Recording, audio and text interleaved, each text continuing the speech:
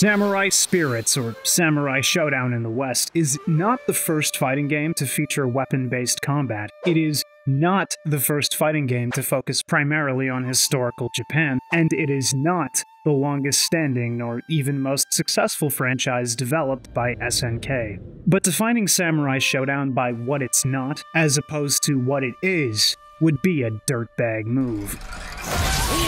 It's a franchise whose arguable golden era is now genuine modern history when arcade cabinets still sat in convenience stores, when people both owned and operated cassette tapes, things you just don't see anymore. But here we are in 2023, on the cusp of rollback netcode support being patched into the latest entry, Samurai Shodown 2019, Samsho at EVO, Japan. And SNK asks of us a simple question: does the spirit still burn?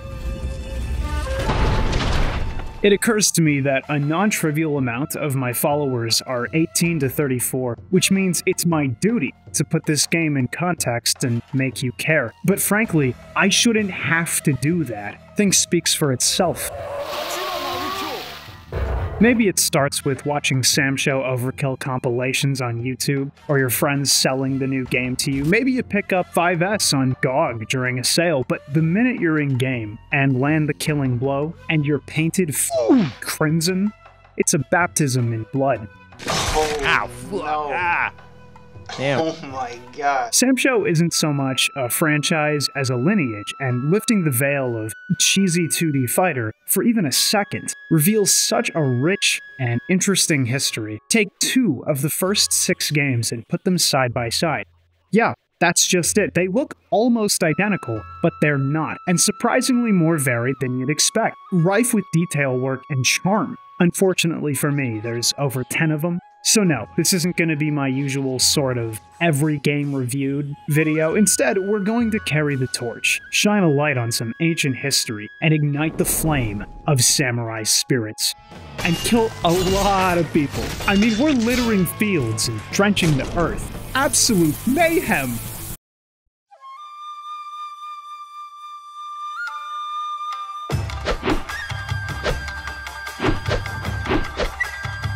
I've been told that I should at least explain a game before launching into its history. Samurai Shodown is a fighting game. Players choose a character, inch around, and hit buttons. Murderous buttons, and occasionally do a little more than that. But it's so much more. And it'd be easier just handing you the controller, but you're basically fictional, so here's a script I wrote. While the game is officially titled Samurai Spirits in Japan, the distributors deemed the name inappropriate for the West, not capable of adequately describing the game, and so they went with a pun on Shogun. But we'll use the Shodown name for the rest of the video. It seems like a minor point, but I think it's important for establishing vibes. Samurai Shodown sounds much more fatal than Samurai Spirits, ultimately more fitting for a game about humanoid wall painting, and it neatly conveys the joy of fighting games too. Anyone who ever turned on a fighter wanted a Shodown. Funny pun or not, that's what I signed up for. Man, it's tempting to look at a game as crusty as Samurai Shodown 1 and think it was the first weapon fighter in arcades, but that history stretches back to '92 with Blandia, Time Killers. And released just 1 year prior, in 1992, was Shogun Warriors, or as it's called in Japan, Mount Fuji Buster. I want me some of that. Mount Fuji Buster may have been the very first modern arcade fighter based on Japanese mythology and the broader cultural archetypes associated with it, but Mount Fuji Buster is kind of lame. It's uglier, crummier, it doesn't speak with the same charisma as Samurai Shodown 1, and given the developer's pedigree, they didn't have a chance against the veritable arcade dreadnought SNK. It's easy to look at this early entry as a letdown at first glance. Characters are squat, almost chibi in appearance. The violence isn't nearly edgy enough. It's primitive, and its competition was stiff. Super Street Fighter 2, released in '93. Virtua Fighter, released in '93. Samsho needed the color, the pop, and the weapon focus to distinguish itself in the market.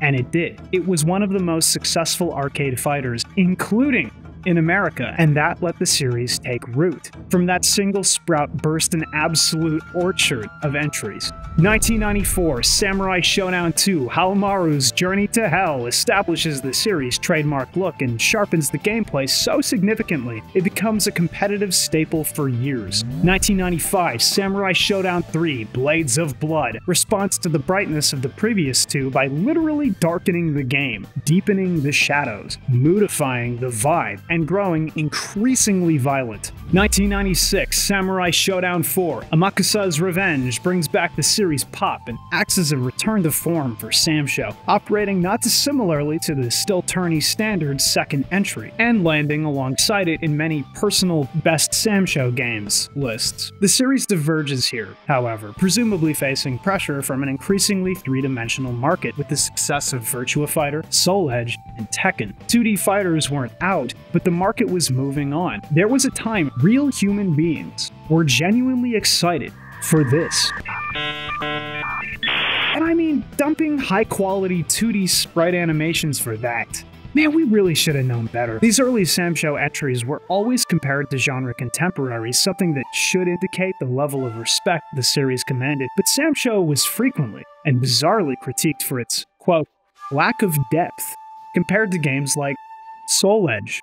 Yeah, I guess if a sunset lacks depth, I guess if a glistening post-rain chrysanthemum lacks depth, I guess you could say Samsho lacks depth. Regardless, SNK wouldn't let the games fall behind. The series spun off into a Japanese-only RPG entry, Neo Geo Pocket titles, and 3 3D fighters, though only 2 of them, the Samsho 64 duology, were proper 3D fighting games utilizing the breadth of the rendered spaces, and since they were cruelly confined to the Hyper Neo Geo 64, an arcade cabinet with 7 games, 7 whole games, any potential in the future of Samsho as a mainline 3D fighter was quickly cut at the root.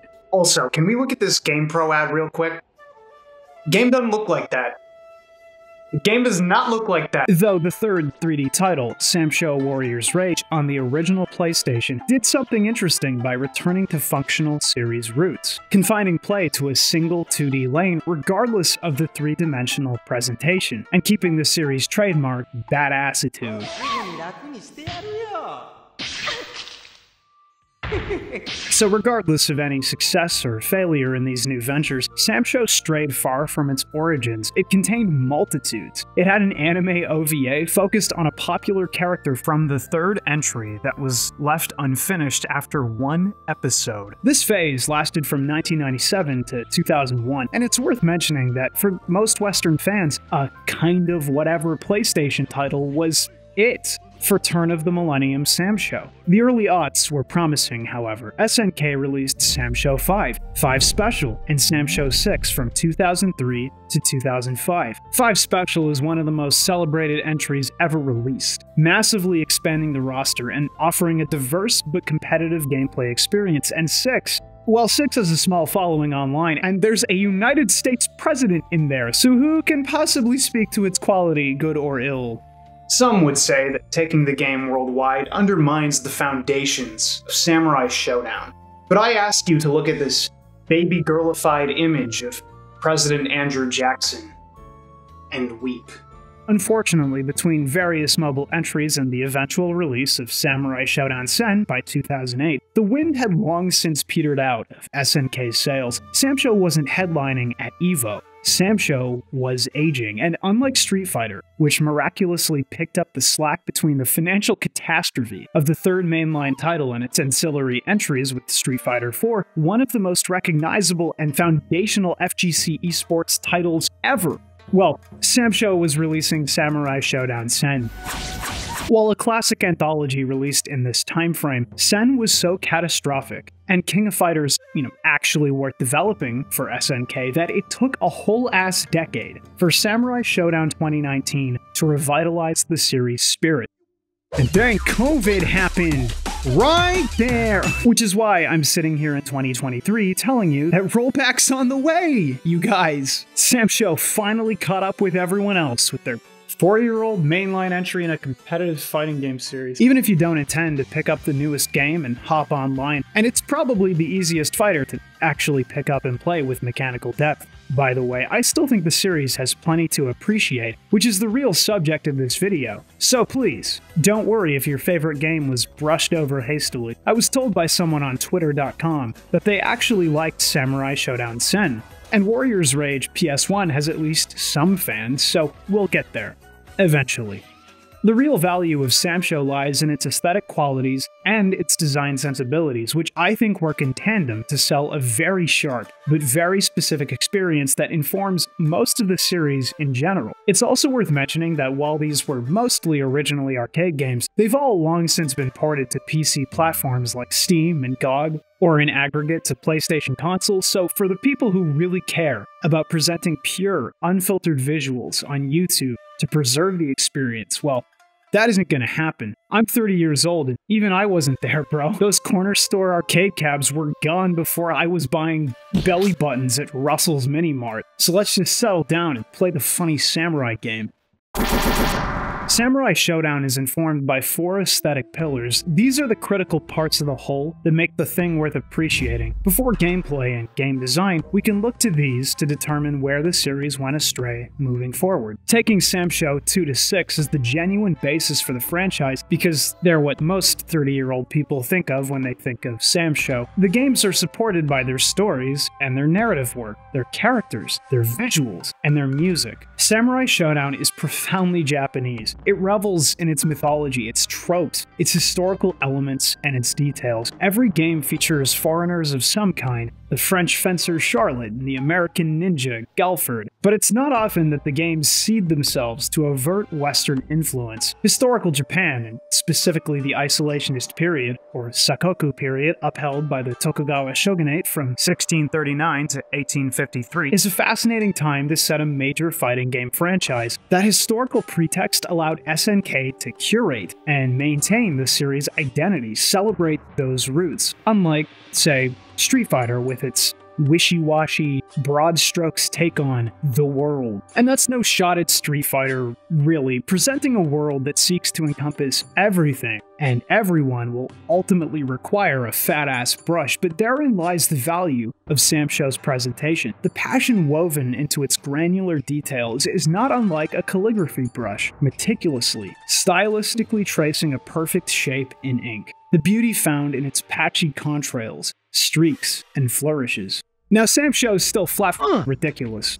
I'm not here to contest that. I think it's part of the charm. If it were a sterner game, I don't think it'd speak to people, and humor goes a long way. Keeping with the pointedly Japanese aesthetic, the translations are horrible. For everyone to remember, I am one fu. Hear me roar. Funny, yes, but, well, all creature will die and all the things will be broken. That's the law of samurai. Sometimes dialogue has straight up misspellings. A lot of the time it's curt to the point of comedy. Now SNK. I know some native English speakers live in Japan. Steven Spielberg desk. But that's the value, that's the vibe. We can view it as an intentional artistic decision to maintain that samurai flick dubbed awful essence. It doesn't take itself overly seriously. It's got a pulse. Power without justice is bad news, dude. What is he, Sonic now? And it bleeds into the stories. Long, long ago, there were a man who tried to make his skill ultimate. Because of his bloody life, it's no accident that he was involved in the Troubles. They're hard to take seriously for a foreigner, and maybe that's the point. It's a game about isolationist Japan. Why would it bow to my monolingual ass? I mean, the final boss of a good few of those games is a Christian. Amakase here is a real historical figure, but Samsho's got him chucking orbs, meteor dropping, shooting purple flame skulls? Not very Christian of you, bro. But it's not a critique of the faith, per se, just an exemplification of Japanese views of Christianity from the period, where it was regarded with suspicion, as a source of evil, an external invading ideology. I'll be honest here. I don't care about Samurai Shodown stories, or at least not their plots. What I do appreciate is the framing. Each game has a villain, and many are based on real historical people, mercifully removed from the Warring States period, so we don't have to watch yet another retread of the Oda Nobunaga story. And the value is the intention on display. Yes, some of these characters are vaguely historical, or based on popular tropes. even myths, but they're spun so fantastically, so cartoonishly, and framed so dramatically that we're roped into the world. It's fun, it's fresh, it's propped up, spine fully erect, proud to exist in the lineage of video games. Because we didn't sit down for a history lesson, we sat down to kill people, and making it digestible, colorful, interesting. That's just good design. Except the bosses, and particularly Amakasa, are all bullshit trash bags from Planet Fuck. Samsho's character portraits were drawn mostly by Eiji Shiroi in this stylistic fashion evoking Japanese calligraphy to more thoroughly connect the series to its roots, a visual tradition that carries all the way to Samsho Sen with its heinously beautiful artwork embarrassingly contrasted by its visuals. And even the characters in Samsho 2019, in case you were wondering how deep the aesthetic considerations go. As famous swordsman Musashi Miyamoto once said, "If there's a bit, you must commit." Cartoonish, silly, but proud of its roots, Samsho strikes an interesting set of notes for a Western player. The soundtracks of these titles vary over the years in tone and intention, but taken in sum, every soundtrack makes use of traditional Japanese instruments. Even when it veers into folk, rock fusion territory, instruments like the shamisen, koto, taiko, and shakuhachi feature heavily. You can use them in the online spectator mode, how about that?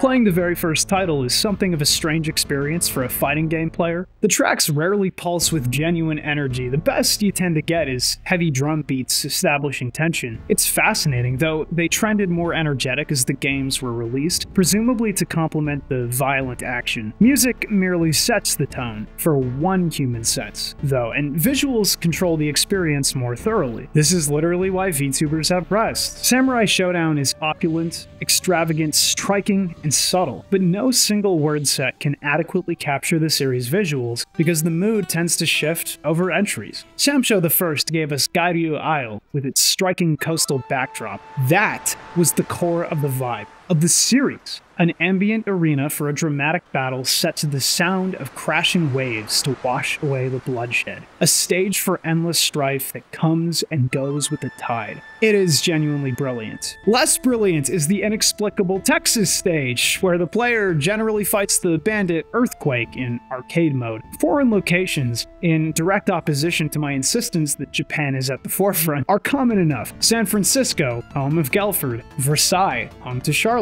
Green Hell, apparently a Mesoamerican village, Jesus Christ. Please ignore this apparent Mesoamerican screaming a loose approximation of Ooga Booga. Muda muda, paguna paguna.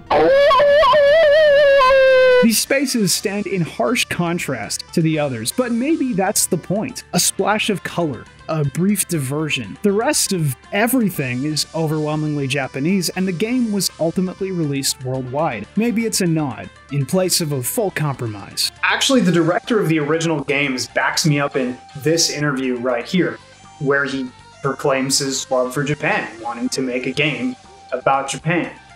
Nice. The games only get more interesting visually onward, at least from 2 to 6. I mean, look at 2. That's...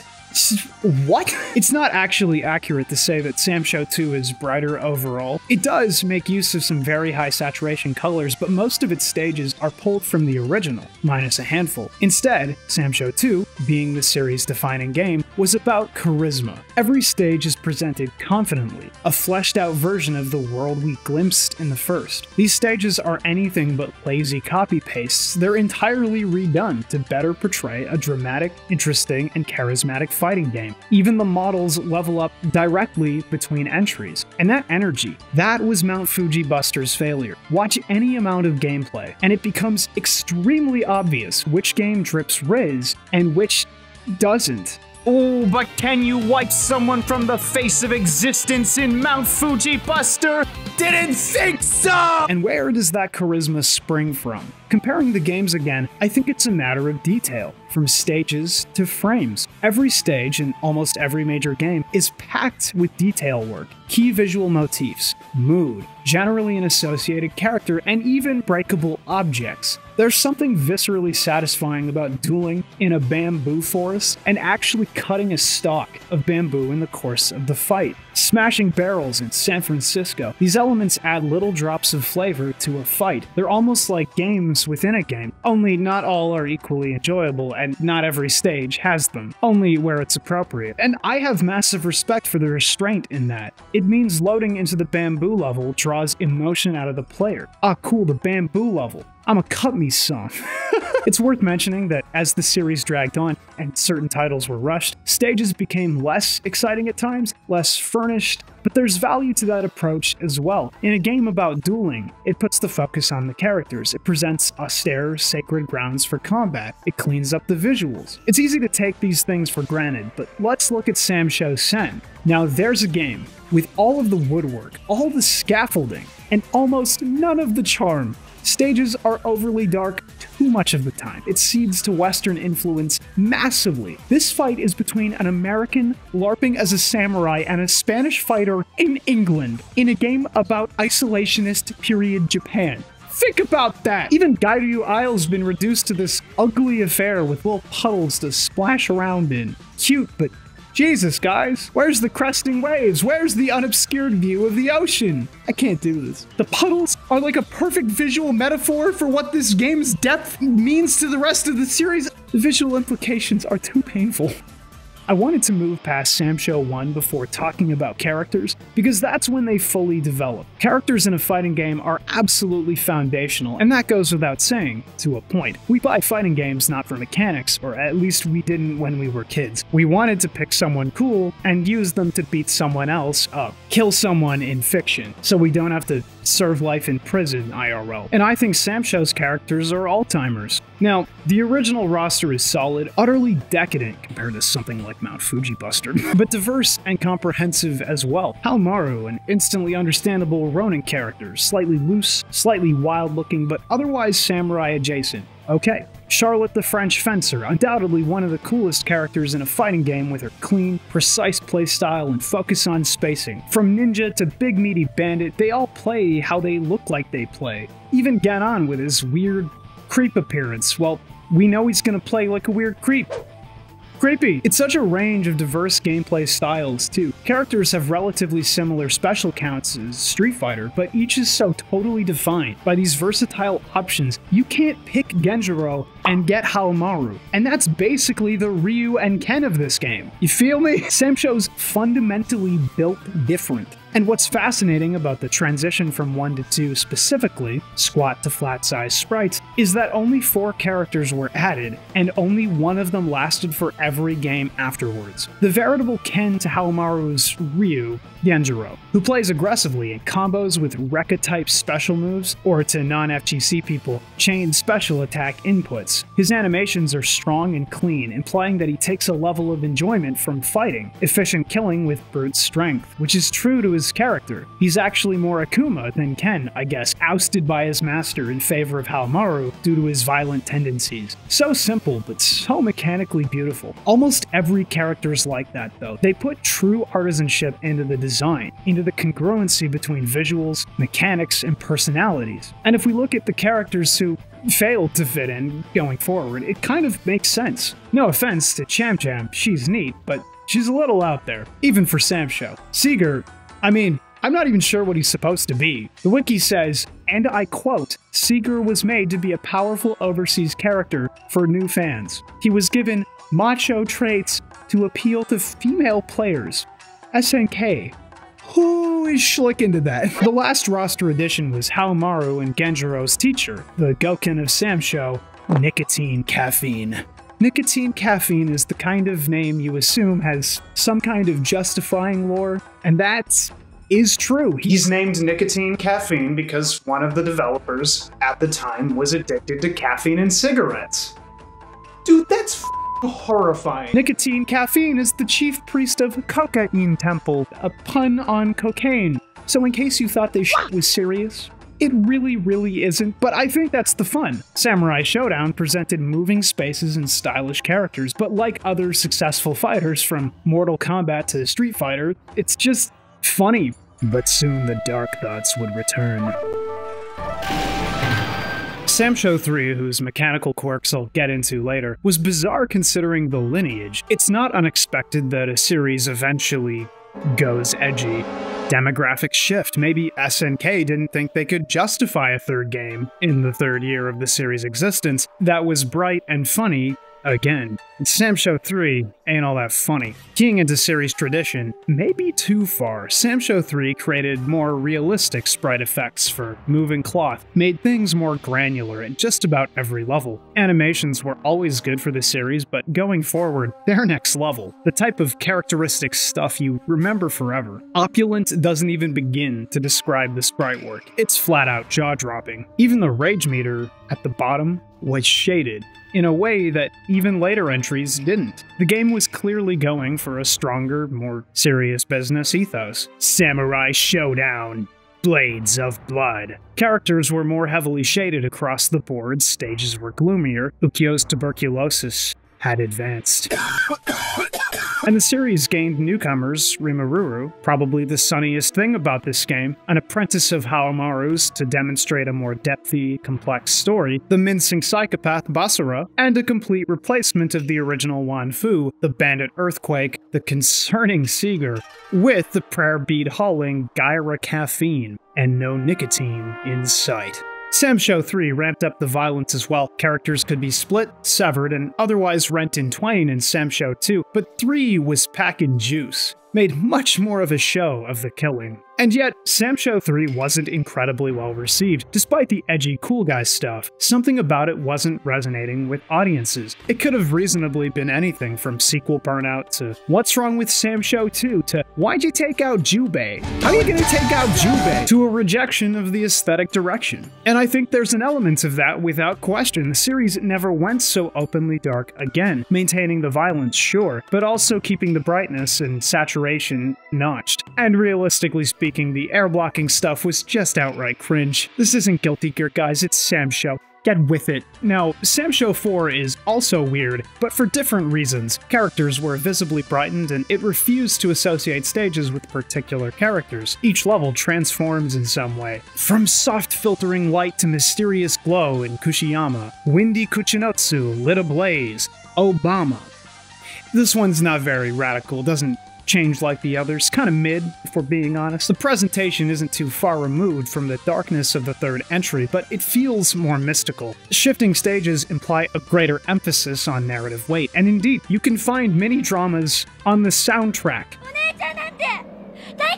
They produced novels for this game. The usual Samurai Shodown title is affixed with the ominous Amakasa's Revenge, emphasizing the continuation of a tale told since the series' inception. It's easy to look at 4 as a sort of footnote in the series, characters mostly maintaining animations but inexplicably losing several attacks, major returning characters but only 2 newcomers, returning mechanical issues from the third game. Some players hold it in high regard despite lingering problems, and let's not forget that at least some small portion of that reverence comes from the overkill system. Samurai Shodown was always Mortal Kombat adjacent, always just gross enough without going overboard.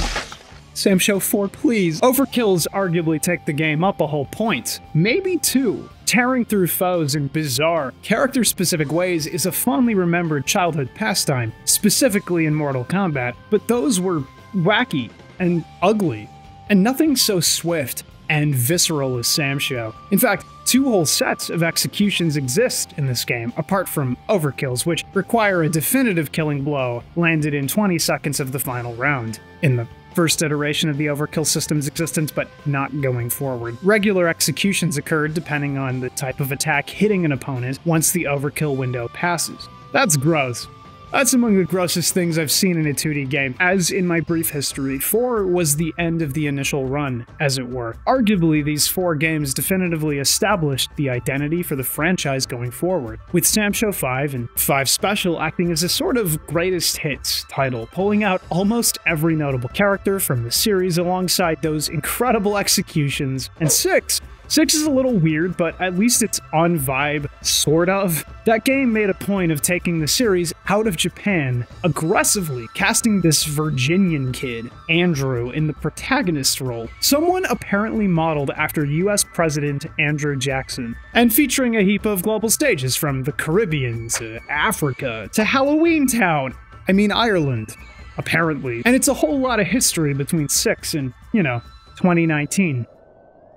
I hope the key points are clear. Strong identity, high fidelity, brilliant detail work, and dynamic character design set these games blazing into the arena, capable of standing toe-to-toe with other genre masters. Samsho's dip into 3D is particularly interesting. I'm not concerned about the RPG, mobile, or handheld titles. 3D Samsho, however, attempted to pull this crusty, old, groaning franchise screaming into the 21st century, and it failed so thoroughly. A brief disclaimer, I think the 3D titles have merit. Samsho 64 and its sequel are both enjoyable and interesting enough to be, at the minimum, a curiosity for fans of the 2D entries. And man, I like 3D fighters best at a baseline. I have no bone to pick with the direction, but it's worth acknowledging that this isn't Samsho. It's inherently less tight. It's weird to look at, weird to play, prototypical tech, and frankly, like I mentioned, almost nobody played these. A 3D fighter and its sequel locked on a console with 7 games. Find me nicher. I dare you. Many franchises made bizarre attempts to enter the 3D space, and most of them bounced, whether because fans didn't want to see their games spun perverted into polygonal abominations, or because other series simply did it better. Imagine running your weird experimental 2D turned 3D fighter up against Soul Calibur. That's a 10-0 matchup, son. That's death. While the Samsho 64 games maintain the series core predominantly set in Japan, recognizable characters more cartoony than grim, etc., the PSX entry, Warrior's Rage, actually brought 3D play in line with series fundamentals, offering 3D rendering but 2D play. That's important. It's an acknowledgement that getting weird with an established style of play might be uncalled for, regardless of any hype over new tech. Plus, it's just insane. Wow! What the? What? It's a fascinating fighter, truly bizarre. Attacks are lightning quick, nothing really feels right, and combos are horrendously broken. Warrior's Rage is interesting too for making use of proper video game cutscenes. With FMVs on the table and gameplay that, despite the clunk, surely felt more realistic to game journalists in its time, the cinematic potential of the Samsho universe blossomed in this single entry. Suddenly we're getting huge cutscenes, story aspirations beyond hitboxes and pop-up screens. It's a brand new world with all new characters. Halmaru's old. This isn't a series that just screwed around with new tech. This is a franchise that earned the right to be here, presented in all of its weird, garish glory. The last pit stop before Samsho 2019, which I'm leaving for the final segment, is Sen. I want to be nice to Sen because it's kind of cute, the art is on point, but you've got to remember, Soul Calibur 4 came out in 2008 as well, and this is just flat out inferior to Soul Calibur 1. The Dreamcast game. It's hard to compare something obviously rushed, like so many of the games, to a major Namco Bandai title, but take a look. Visuals are outright rough to bad, like I mentioned, but attacks are wildly incongruent with even mild realism, not notably different from Warrior's Rage. It feels bizarre for also swapping up the flow of the game. Attacks lack overly punishing recovery frames, so the fundamental play is more akin to a really bad Tekken. Or again, Soul Calibur. But then there's the character issues. Some people might be inclined to find this funny. Well, I don't think it's funny. I don't think it's funny at all. Never mind, I figured it out. I think you've got a pretty good grasp on the games by now, at least visually. We met some of the characters and talked storylines, whole release histories, but I'm at least a little bit mechanically minded, and that's where the real meat is. Welcome to hell. The fact is, I can play just about anything and reduce it to parts, or even more commonly, a big gray slop. My brain processes information flat-like, chucks it all in and blends it up. Detail work is impressive, but only when I've gone back over the footage. Overkills are cool, but that's a minute, minuscule fragment of the actual play. And play is everything. When I talk about why I want to play Samsho again, it's because I want more of that action, and we haven't even scratched the surface. But I promise it's interesting.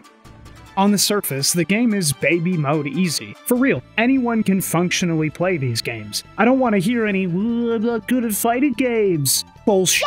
Just say you're not a very competitive person and you don't want to learn how to roll an analog stick in training mode, and be honest for once! Samsho is deceptively simple to control. You move back and forth very slowly for a fighting game. You can crouch. You guard like any other 2D fighting game by holding the back input. You can dash for enhanced mobility. Your jump is a simple arc with no potential to double jump or anything weird unless you're in a specific character in a specific game. It's a system that some might describe as slow or clunky, but the real word for this is deliberate or intentional. Your moves shouldn't be freely thrown around or telegraphed. You don't have a ton of wiggle room or any kind of get-out-of-jail-free card. You have to be deliberate and intentional with your inputs. Killing's easy too. Damage is high, and you've only generally got 4 buttons to press: A, B, C, D, light, medium, heavy slashes, and a kick. As the games were released, more complex options from dodge rolling to blade catching to disarming techniques were produced, but overall the experience is very clean and understandable. The fundamentals are all movement and buttons. Many Samsho matches happen without any meter being spent, without any particular techniques on display, just buttons. You might be wondering about that gauge at the bottom. Lots of fighters have gauges for building up to super moves or special versions of special attacks, but Samsho opts for a gauge that increases players' damage output and builds passively by receiving damage, meaning that winning a game is to fuel your opponent's damage, but losing fuels your own. It's almost a comeback mechanic, but works both ways and ultimately doesn't jar with the system over much. Your maximum rage heavy slash might do a lot of damage, but if you miss, you're just as fucked as any other time.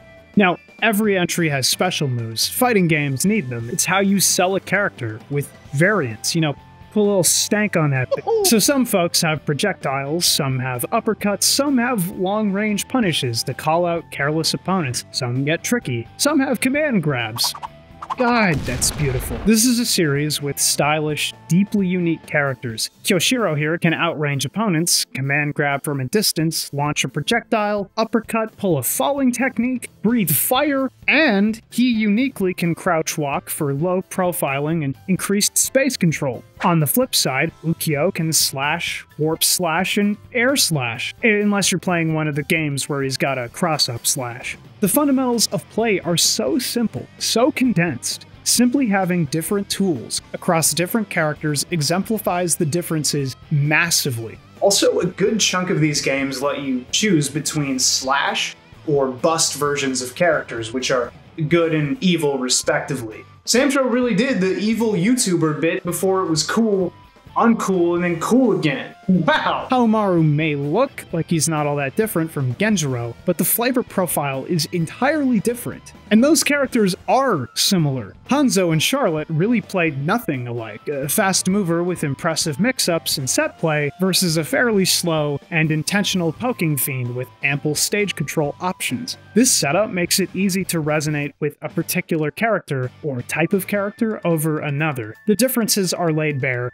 immediately. It's fascinating how unique the characters feel in gameplay this abridged. That's why I reject the term simple or basic, at least when those terms are used to discredit the game. This is compressed depth, okay? Condensed. In short, anyone could play a Samsho game and find their joy doing it. And it wasn't particularly weird to pick up in early days. I do think the comparisons between it and other genre contemporaries are understandable. Fighting games are hard, and a lot of people don't get them. Most reviewers probably picked them up over the years, poked maybe 1 inch deep, and decided too niche, too quaint, right? Nothing really explosive or showy to draw folks in, but that belies the electricity of the measured, high-stakes play, especially in versus mode. It's an understated beauty, a subtle depth. The major difference between Samsho and Street Fighter, told short, is the weapon focus. It's very much in line with that measured sort of action. Combos aren't much of a thing in Samsho, not compared to what they became in the broader fighting game ecosystem, and that's mostly true of Street Fighter 2 as well. But it turns out adding weapons and making minor tweaks, putting focus on certain elements of play, takes Samsho to another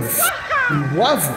Street Fighter is fast and dangerous, an opponent getting in twice can lead to a stun, so the neutral game is all about footsies. Mastering your buttons and their ranges is key, and that's true of Samsho, but not in the same way. You can't cancel many moves into special attacks, and combos are even more rare, so in Samsho, your aggression has to be intentional. You know, it's hard to just safely poke away at someone without severely committing in a Samsho game. Weapons mean larger, more disjointed hitboxes, which boils down to bigger, more dangerous attacks to contend with. You are not as safe in Samsho as you might be in other fighters. And the devs knew this. They were pushing for a samurai duel vibe. And so you find that attacks, specifically whiffed attacks, have girthy recovery frames, meaning if you aren't precise, if you aren't deliberate, you can eat a quarter of your health on reaction, or worse. Part of the danger is the lack of aerial guard. Jumping leaves you vulnerable to any attack unless you manage to stuff the enemy first, which immediately snubs newer players who compulsively jump. I watched an arcade Let's Play where the uploader jumped about 20 times consecutively in any given match. It was sickened. Part of why the third entry was roundly rejected by the competitive scene was the inclusion of aerial blocking, making jump-ins fairly low risk and even massively destructive if the opponent tried committing to a failed anti-air option. It's not traditional Samsho and a hard game to get used to. I mean, go on. Try it out on your PlayStation via the collection or whatever. Game's weird. AIs stomp all over you. It sucks. And Samsho itself can be hard to pick up at all. Against the AI, I mean. Simply trying to learn can be frustrating because, yeah, you will get punished for being careless, something other fighters simply don't penalize as hard. I mean, aside from MVC, but ignore that. Basically, the game's strengths are riding the edge of a blade. This sort of experience can filter people. It's not overly flashy to play. It's not necessarily blood-pumping, like something more action-oriented, and possibly most frustrating of all, because Samsho is so easy to learn all the buttons and just perform gameplay, it manages to expose the raw fundamentals that most fighters rely on very quickly. And that's a serious issue for people with fragile egos. Something like 50% of the FGC. The game will tell you to your face that you suck, that you made a mistake. Of course you died slamming a heavy slash into your guarding enemy. Of course they got in. You didn't punish in time, or correctly. Being shown how inadequate you are is a pretty weighty burden for some folks, and it took some time wrapping my head around the experience. I hate to whip out the old junk food versus high-class meal analogy, but really, if you aren't keyed into the depth of Samsho, just scratching the surface, it's really easy to go, okay, this isn't all that exciting, and just turn it off. It feels good once in a while, but nothing bingeable. I'd argue that makes it choice, a healthy thing to play and appreciate, but most folks are trying to, you know, fully drain whatever game's balls frame one, and might not find the series enough. Because yeah, Samsho's still somewhat featureless, because it's an old SNK arcade franchise. It was built to be played on repeat, to chew up quarters. There's real monetary incentive to create such a quickly settled and punishing game that can trick people into thinking it's not so hard. Thankfully, the series is long removed from the arcade context. It won't hurt you monetarily to play, but that begs the question, where all the casual content is. How is this supposed to sell normal people on Samsho? Story modes and other junk aside, I don't think they really try to dilute the experience with those things. Even the new game, with its plethora of additional single-player modes, is still putting core Samsho gameplay first, across the board. SNK knows it's a hardcore fighter for a relatively niche audience and hasn't really compromised since those early exploratory days on 3D hardware and handheld devices. But regardless, Samsho has one thing, this effervescent vibration underlining play in every entry, and it's this. Something is always bubbling under the surface. It feels like something magical can happen at any time. That's both an ever-present feeling and functionally true. Executions are a single stroke away. You might land an overkill. The games have all these interesting little mechanics seeded in over many entries, including weapon flipping techniques, which change the entire play pattern into a King of the Hill keep-away mini-objective to prevent the opponent from picking their weapon up again. If you input certain commands in certain entries, you can flat out commit seppuku, a deep insult to someone you think you can obliterate in the next round, and an abusable way to get free meter in 4 and vanilla 5 for an early advantage.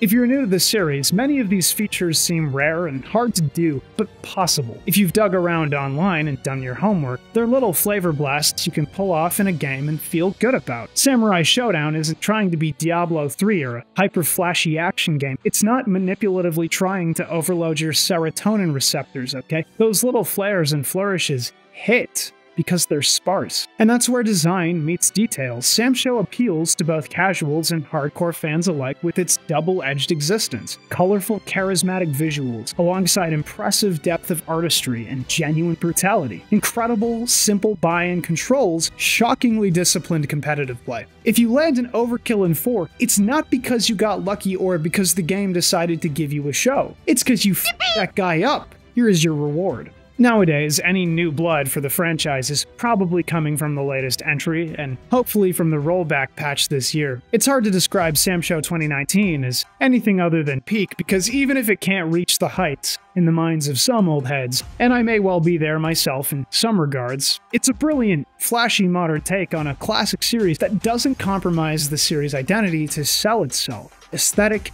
established. It's flawless, just cartoony enough, just detailed and gory enough. Perfect stages, both new and old, capturing the deadly serenity of this ancient samurai flick combat. And it's riddled with modern enhancements from super moves, to weapon flipping techniques, to flat out letting you burn your meter. Not what's in the meter, the entire meter, for a practically unreactable, almost full-screen super move that might kill, but will leave you without a meter for the rest of the match. Not round, match. That's impeccable.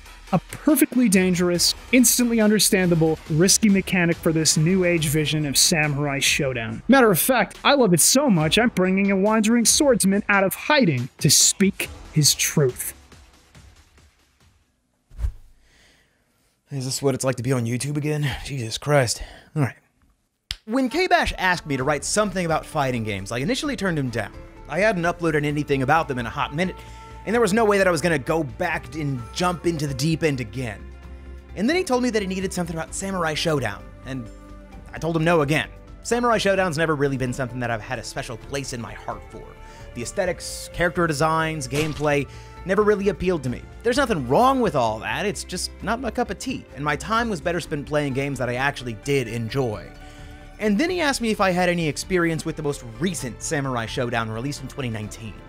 And when he asked me that, it was like I was the dude in Ratatouille that ate the ratatouille and was transported back to his childhood, but instead of that, I was transported back to like 3 or 4 years ago playing one of my favorite fighting games of the last console generation. Not only because it's literally the only fighting game I've ever won money playing, it was only $10, albeit that still counts, but it's because you could play this game off of feeling alone. Oftentimes you'll hear fighting games referred to in 3 distinct categories. Brain games, where you get ahead from rigorous study and labbing out situations in training mode. Body games, where intense execution is necessary to play at the highest level. And then you got heart games, where you can just go with the flow and win if you have solid instincts. Samsho 2019 is the absolute definition of a heart game. The move lists aren't that expansive. Nothing in the game outside of a few advanced techniques require more than a few minutes of figuring out. And I think I love Samsho because of that. It feels like I'm just gambling, putting it all on black every time I throw out a button larger than a bread box.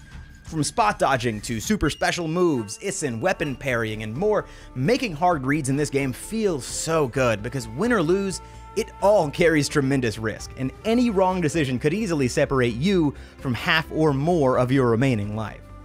Of course, that does mean that rounds will often come down to who makes 1 or 2 slightly better choices in critical moments, and because it can take fewer good decisions to squeak out a round win, there's a little more variance in outcome, where a less skilled player might be able to take a few rounds off of better ones. But finesse still definitely has a major role in whether or not you win more often than you don't. The basic fundamentals of fighting games, like spacing, punishing, defense, etc., still matter a ton, and probably matters even more in this game than most fighting games, because the way you win in Samsho 2019 is by mitigating all of that risk. Like I said before, this is easily my favorite fighting game in the last 7 or 8 years, and that's because deep down inside, I have a gambling addiction, and the only way to fix it is by mashing on the biggest, meatiest button in fighting game history and praying that it hits. Because if it doesn't, I'm sleeping outside in a cardboard box.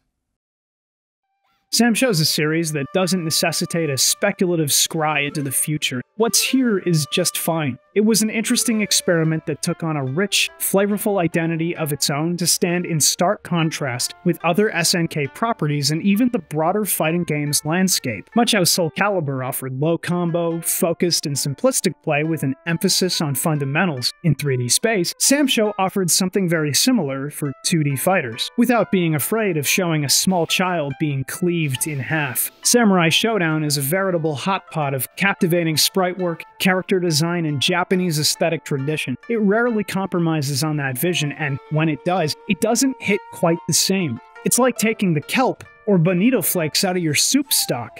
I mean, why would you do that? You dropped your flavor profile, bud.